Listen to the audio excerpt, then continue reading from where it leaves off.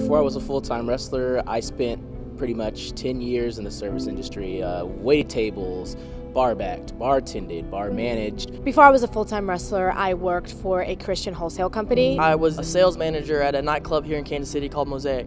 I did the college thing. I got myself a nice career. Before I was a full-time professional wrestler, I was a full-time mixed martial arts fighter. I was doing construction work on railroad tracks.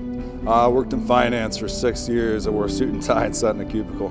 Making on the indies, it's a grind. You're constantly just trying to get booked, you know, Friday, Saturday, Sunday. There's even shows running on Thursdays, and then Also trying to find time to eat right, go to the gym, stay in shape, all that good stuff. It was essentially a full-time job in the span of about 4 days. Being a full-time wrestler with medical benefits is really awesome because the majority of my adult life I've been a full-time wrestler, and this is my first time ever having health insurance as an adult.